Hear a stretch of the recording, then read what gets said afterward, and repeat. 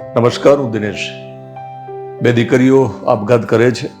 આમ તો અનેક દીકરીઓ આપઘાત કરતી હશે, પણ તાજેતરમાં અમરેલીમાં ભૂમિકા સોરઠિયા નામની એક યુવતી આપઘાત કર્યો છે અને એને સુસાઇડ નોટ પણ લખી છે. અને તાજેતરમાં જ સુરતમાં એક નેનુ નામની જે દીકરી છે એને આપઘાત કર્યો હતો. આ બંને દીકરીઓએ આપઘાત કર્યો ત્યારે દુઃખનું વાતાવરણ છે. બંને અલગ અલગ કેસ છે. અમરેલીની જે દીકરી છે એ દીકરીના આપઘાતની વાત આપણે કરવી છે કે ભૂમિકા સોરઠિયાએ જ્યારે આપઘાત કર્યો ત્યારે માતા પિતાને સંબોધીને એક પત્ર લખ્યો છે, જેને આપણે સુસાઇડ નોટ બોલીએ છીએ. દીકરી જ્યારે મા બાપને પત્ર લખે ત્યારે આત્મહત્યાની વાત કરે, એ વાંચીને કેટલું દર્દ માતા પિતાને થયું હશે આપણે સમજી શકીએ છીએ. અને જે લખ્યું છે ને ભૂમિકાએ એ આપણે સમજીએ. એ પત્ર હું વાંચું છું અને પત્ર પછી આપણે આ વિષય ઉપર ચર્ચા કરવી છે. ખાસ તો દીકરીઓ આ વિડીયો ખાસ જોજો.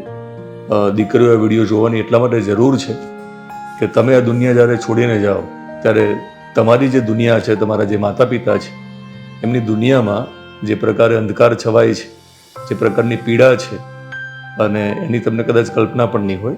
તો દીકરીઓ ખાસ આ વિડીયો જોવે. તો દીકરી ભૂમિકાએ લખ્યું છે અમરેલીની ખાંભાની દીકરી છે, જેને 28 લાખનું દેવું થયું હતું અને દેવું થઈ જવાથી તેને આપઘાત કર્યો છે. આપઘાત કરતી વખતે તેને લખ્યું પણ છે. આ જે પત્ર છે એ ખૂબ કરુણ છે. આ પત્ર ખૂબ ઇમોશનલ છે. એ વાંચું છું, પછી આપણે આગળ વાતચીત કરીએ. જય શ્રી કૃષ્ણ. મમ્મી પપ્પા, હું સુસાઇડ કરું છું. મને તમારાથી કશો જ વાંધો નથી. હું 28 લાખ રૂપિયાનું દેવું થવાથી આત્મહત્યા કરું છું. મારાથી આ દેવું સહન થતું નથી, એટલે આ પગલું ભરું છું. હું બસ તમારા માટે એક સારી જિંદગીનું પ્લાનિંગ કરતી હતી, પણ બધું ઊંધું થયું અને મારા ઉપર દેવું થઈ ગયું. આ દેવું Shine.com કંપનીમાંથી થયું છે. જો થાય તો ટ્રાય કરીને પૈસા પાછા લઈ લેજો. મારા મરવા પછી IIFL માંથી તમને 5 લાખ રૂપિયા મળશે અને પ્રોસેસ કરીને લઈ લેજો. મારું PF પણ પડ્યું હશે, એ ઉપાડી લેજો. મને માફ કરી દેજો, મારા લીધે તમે હેરાન થશો. મમ્મી, મારી છેલ્લી ઈચ્છા છે કે બોડી જ્યારે ઘરે આવે ત્યારે એકવાર મને ગળે લગાડી લેજો પ્લીઝ. મારી છેલ્લી ઈચ્છા તે તમે પૂરી કરજો. માફી સાથે, તમારી ભૂમિકા. મિત્રો, ભૂમિકા અમરેલીની દીકરી હોય કે સુરતની દીકરી હોય, બંને આત્મહત્યા કરી છે. બંનેના માતા પિતા ઉપર શું વીતતું હશે એ તો માતા પિતાને ખબર પડે છે. બાપ અને મા બંને માટે પોતાનું સંતાન વાલસોયું હોય છે ને એમાં તો દીકરી કાળજાનો કટકો હોય છે. ભૂમિકાના આ જે પત્ર છે, માતા પિતાને લખેલો જે પત્ર છે ને આપણે ન છૂટકે સુસાઇડ નોટ એવો શબ્દ વાપરવો પડે છે. એમાં આપણે સમજી લઈએ કે એને શરૂઆત ભગવાનના નામથી કરી છે. તો મારા દરેક દીકરીઓને એવું કહેવું છે કે તમે જ્યારે આત્મહત્યા કરો અને એની પહેલાં જ્યારે મા બાપને સંબોધન કરો ત્યારે પણ આપણો જે બાપ છે એ કૃષ્ણને તમે યાદ કરો છો. તો કૃષ્ણને આપણે જ્યારે યાદ કરીએ ત્યારે આપણે આટલા બધા નબળા શા માટે હોઈ શકીએ? આપણું મન શા માટે નબળું હોય કે કૃષ્ણને એકવાર આપણે યાદ કરીએ અને કૃષ્ણને જો આપણે માનતા હોઈએ તો આપણે શા માટે આત્મહત્યા કરવી જોઈએ? તો ભૂમિકા, તમે કૃષ્ણને માનતા હશો તો જ તમે લખ્યું હશે પત્રમાં. તો કૃષ્ણએ તો આપણને જીવતા શીખવાડ્યું છે. તમે અંદર લખ્યું છે, તમે લખ્યું છે કે આ દેવું તમે એટલા માટે કર્યું છે કે તમે તમારા મા બાપને, તમારા પપ્પાને ખુશી આપવા માંગતા હતા. હું સમજુ ત્યાં સુધી તમે કદાચ તમારા પિતાને સંઘર્ષ કરતા જોયા હશે. તમને લાગ્યું હશે કે પપ્પા આર્થિક રીતે સમૃદ્ધ છે નહીં. પપ્પાની આખી જિંદગી કમાવા માટે, રેજડપાટ કરવામાં, પરિવારને ચલાવવા માટે સતત મહેનત કરવામાં જઈ છે. તો તમને એવું પણ લાગ્યું હશે કે તમે એક કંપની બનાવો અને જેનું નામ તમે સાઇન આપ્યું હતું, પણ તમારા જીવનમાં હવે બધું અનસાઇન છે. સાઇન કશું છે નહીં, કારણ કે તમે દુનિયા છોડીને જતા રહ્યા છો. તો તમે કંપની એટલે જ બનાવી હશે, તમને લાગતું હશે કે તેમાંથી તમે કમાણી કરશો અને તમારા મમ્મી પપ્પાને તમે ખૂબ સુખી રાખશો, ખુશ કરશો. પણ બેટા ભૂમિકા, તારા માધ્યમથી હું બીજી દીકરીઓને કહેવા માંગુ છું કે આ તમે જાતે કેમ નક્કી કરી લીધું કે પપ્પા દુઃખી હશે, પપ્પા જે સંઘર્ષ કરે છે, ઘરમાં આર્થિક તંગી હશે, એને લઈને પપ્પાને તકલીફ પડતી હશે, એ તમે એટલા માટે જાતે નક્કી ન કરશો કે એ પણ એક જીવનનો ભાગ હોય છે. જીવનમાં સુખ અને દુઃખ બંને આવતા હોય છે. તો તમારા પપ્પાને કદાચ તમે એકવાર પૂછ્યું હોત ને તો તમને એ પપ્પા ચોક્કસ એવું કહે કે બેટા, હું સુખી થઉં, હું મારું કામ ધંધો બંધ કરીને આરામ કરી શકું એવી સ્થિતિમાં તું મને લાવી દે, એના માટે તું દેવું ન કર. તમે 28 લાખનું દેવું કર્યું છે. કારણ કે દેવું જે થયું છે ને એ ખૂબ મોટી રકમવાળું છે. એટલે ક્યાંક તમે એવું વિચાર્યું હશે કે તમારે બધાને સુખી કરવા છે, પણ આમાંથી આપણે એક બોધપાઠ બાકીની બધી દીકરીઓ લેવાની જરૂર છે કે એકવાર મા બાપને મળીને પૂછી લો એમને શું જોઈએ છે. એમને તમારી ખાલી વાલી જોઈએ છે. તમે ખાલી એમને વાલી કરી દો ને, તમે એના ખોળામાં બેસી જાઓ ને, તમે એના ખભે બેસી જાઓ ને, બસ આટલું જ જોઈએ છે. તમે એના કપાળ ઉપર એક ચુંબન કરી દો, ક્યારેક એને ભેટી પડો. પપ્પાને અને મમ્મીને તમારી પાસે આટલું જ જોઈએ છે. તો બેટા ભૂમિકા તમે શા માટે નક્કી કરી લીધું કે એમને લાખો રૂપિયા જોતા હશે? તો મારી રિક્વેસ્ટ છે દરેક દીકરીઓને કે જાતે નક્કી ના કરશો. અને બીજું અગેન ફરીવાર યાદ દેવડાવું કે જ્યારે કૃષ્ણને આપણે માનતા હોઈએ તો આત્મહત્યા કરવાનો વિચાર આપણને ના આવવો જોઈએ. કારણ કે કૃષ્ણએ તો આપણને પાવરફુલ બનાવ્યા છે. કૃષ્ણ જેના જીવનમાં હોય આત્મહત્યા ન કરી શકે, સુખ દુઃખ બંનેને સમાનતા અને સમભાવથી જોઈ શકે. એટલે દુઃખમાં પણ એટલા જ મિજાજથી રહી શકે, એટલા જ કોન્ફિડન્સથી રહી શકે, અને સુખ આવે ત્યારે સુખને પણ પચાવી શકે. તો કૃષ્ણને જીવનમાં લાવવાની જરૂર છે. ભૂમિકાએ સંબોધન કરીને ખૂબ એક સારું કામ એ કર્યું છે કે બાકીની દીકરીઓને હું કહેવા માંગુ છું, દરેકના જીવનમાં કૃષ્ણ હોવો જોઈએ. તમે જે ભગવાનને માનતા હોય ભગવાન તમારા જીવનમાં હોવા જોઈએ.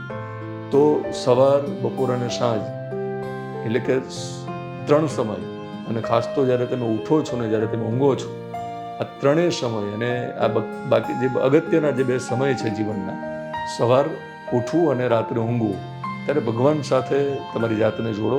ભગવાન સાથે તમારી જાતને જોડ્યા પછી કેટલાક સંવાદો કરો, તમને જવાબ મળી જશે. ભગવાન તમારી સાથે છે, ભગવાન તમારું શરીર ચલાવે છે, અને એના માટે તમારે વધારે કંઈ ખૂબ ખોટી ચિંતા કરીને, ખોટી કાલ્પનિક જે તમારી જે દુનિયા જે બનાવી છે ને, તમને લાગતું હશે કે તમારી પોતાની કંપની હોય, લાખો રૂપિયા હોય તો જ તમે સુખી છો. એવું નથી હોતું. તમે આ પૃથ્વી ઉપર જીવતા હતા, તમે જે લખી શક્યા છો ને સુસાઇડ નોટ, તો તમારો હાથ હતો ને, ભગવાને તમને હાથ આપ્યો હતો, એ જ મોટી વાત હતી. આજે અનેક લોકો આ દેશમાં છે કે જેને આત્મહત્યા કરવી હશે ને તો આત્મહત્યા કરી શકે એવી સ્થિતિમાં નથી. એના હાથ ના હોય, એના પગ ના હોય, એ ચાલી ના શકે તો આત્મહત્યા કરી રીતે કરે? પથારી વર્ષે અનેક લોકો આ પૃથ્વીમાં જે દરરોજ ભગવાનને પ્રાર્થના કરે છે કે હવે તું મને બોલાવી લે પાસે, જે આત્મહત્યા કરી શકે એવી સ્થિતિમાં નથી. ભગવાને તો તમને હાથ આપ્યા હતા, જે હાથથી તમે સુસાઇડ નોટ લખી છે. ભગવાને તમને વિચાર કરવા માટે બુદ્ધિ આપી હતી. તમારી પાસે બહુ લાંબી એક દુનિયા અને એક બહુ મોટી દુનિયા હતી તમારી જોડે. વર્ષો સુધી તમે આ દુનિયામાં રહીને તમને ગમતું કામ કરી શક્યા હોત, અને આ જ મા બાપની સાથે રહીને તમે કરી શક્યા હોત. તો તમને હાથ આપ્યા, પણ એની કિંમત આપણને હોતી નથી, અને એ જ હાથે આપણે આત્મહત્યા કરવા માટેના કારણો લખીએ છીએ. તમારા આત્માને ભગવાન શાંતિ આપે તેવી પ્રાર્થના કરીએ છીએ. પણ જીવનમાં કૃષ્ણની ભૂમિકા હોવી જોઈએ એવી દરેક દીકરીઓને આપણે કહીશું કે ભૂમિકા તો છે નહીં અમરેલીની ખાંભાની, પણ આપણા જીવનમાં કૃષ્ણની એક ભૂમિકા હોવી જોઈએ. અને કૃષ્ણએ જે ભૂમિકા આપણને સમજાવી છે, આપણને જે રોલ સમજાવ્યો છે, એ રોલ આપણા પૃથ્વી ઉપર નિભાવવાનો છે. આ જે આપણું જીવન છે, આપણા જે અલગ અલગ પાત્રો છે એ નિભાવવાના છે. તો આપણે આત્મહત્યા કરવા માટેનું અંતિમ પગલું ન ભરીએ એટલા માટે કે તમને કલ્પના જ નથી, તમે તો જતા રહ્યા. તમારા માતા પિતા હવે શું કરશે? તમે જેની દુનિયા હતા, તમે કીધું છે ને કે મમ્મી એકવાર તું મને ગળે લગાડજે મારી ડેડ બોડી આવે ત્યારે. તમને 9 મહિના તમને ઉદરમાં રાખ્યા હશે, તમને જન્મ આપ્યો હશે, પ્રસૂતિની વેદના વેઠી હશે, અને મમ્મીને જ્યારે તમને ગળે લગાડવાની વાત આવી હશે ત્યારે કેટલું અઘરું પડ્યું હશે. તમને 28 લાખનું જે દેણું જે તમને ભાર આપતું હતું ને, એ ભાર તમે સહન ના કરી શકે એટલા માટે જ કદાચ તમે અંતિમ પગલું ભર્યું છે. પણ તમારી ડેડ બોડીને ઉચકવા માટે મમ્મીએ જે હાથ લાંબા કર્યા હશે ને કદાચ તમારી ડેડ બોડી ઉચકી હશે ને, તો એનાથી વધારે ભાર એમના જીવનમાં ક્યારેય નહીં લાગ્યો હોય. પોતાના કાળજાનો કટકો, પોતાની લાડકવાઈની ડેડ બોડીને ઉચકવીને એનાથી કદાચ કોઈ બીજો કોઈ ભાર છે નહીં જીવનમાં, જે તમારી મમ્મીને જ ખબર હશે, એમને વેદના વેઠી હશે. અને તમારા બાપને જો આપણે યાદ કરીએ, એમની પીડાને જો સમજવાનો પ્રયત્ન કરીએ કે જેને સુખી કરવા માટે તમે દેવું કર્યું હતું, તો એ માણસની તો તમારા વગર એમની દુનિયા કેવી હશે? તમારા વગર એમના કોઈ એમને સુખ નહીં આપે, કારણ કે તમે જ એમના માટે બધું હતા. અને દીકરી વિદાય લે તો જ બાપ રડે એવું નથી. દીકરી મોટી થતી હોય, દીકરી મોટી થશે, એના લગ્ન થશે, સાસરે જશે, આ ખાલી કલ્પના આવે ને તો પણ બાપ રડતો હોય છે. બાપ ક્યારેક અંદર રડતો હોય છે, ક્યારેક બાપ બાથરૂમમાં જઈને રડતો હોય છે, ક્યારેક બાપ ઓશિકાની નીચે માથું રાખીને છુપાવીને રડે છે. ઘરના એ ખૂણામાં જઈને રડી લે છે જ્યાં તમે ના હોય. તો માત્ર એ વિચારથી જો બાપ રડી જતો હોય કે એક સમય દીકરી મોટી થશે ને સાસરે જતી રહેશે, એ કલ્પનાથી બાપને રડવું આવતું હોય તો હવે તો તમે ભગવાન જોડે જતા રહ્યા છો, તમે ક્યારેય પાછા આવવાના નથી. તો એ બાપનું શું થતું હશે? આ બધી વાતો એટલા માટે કરું છું ભૂમિકા, કે તમે તો આ સાંભળવા માટે છો નહીં, પણ બાકીની જેટલી પણ દીકરીઓ છે એ દીકરીઓને મારી નમ્ર વિનંતી છે કે ભૂમિકાએ જે પગલું ભર્યું બિલકુલ પગલું ભરવાની જરૂર છે નહીં. હિંમત રાખો જીવનમાં, કૃષ્ણના વિચારોને જીવનમાં લાવીએ. ભૂમિકાએ કૃષ્ણની વાતો કરી છે શરૂઆતમાં, તો કૃષ્ણને જ કેન્દ્રમાં રાખીને વાત કરું છું. કૃષ્ણ સિવાય બહુ સ્પષ્ટ વાત કરું છું, એટલે ભગવાન, તમારા કોઈ પણ ભગવાન હોય, કૃષ્ણ સિવાય તમને કોઈ સુખી નહીં કરી શકે, કૃષ્ણ સિવાય તમને કોઈ પ્રેમ નહીં આપી શકે, કૃષ્ણ સિવાય તમને કોઈ નિસ્વાર્થ પ્રેમ નહીં કરી શકે. તો કૃષ્ણે આપણને શરીર આપ્યું છે, આપણને હાથ આપ્યા છે, આપણને પગ આપ્યા છે, આપણને આંખો આપી છે, આપણને બધું જ આપ્યું છે. તો મેળવવા માટે જીવનમાં પ્રયત્ન કરવાનો હોય, પુરુષાર્થ કરવાનો હોય, અને કર્મ કરો, ફળની આશા ન રાખો. એ કૃષ્ણએ કહ્યું છે. જીવનમાં શાંતિ હોવી ને એ ખરું સુખ છે, અને જીવનમાં સંતોષ હોવો એ સૌથી મોટું સુખ છે. તો આપણે જ્યાં છીએ ત્યાં, જે પરિસ્થિતિમાં છીએ ત્યાં આપણે સુખી રહીએ, અને આપણે સુખી હોવાની વ્યાખ્યાને બદલી નાખીએ.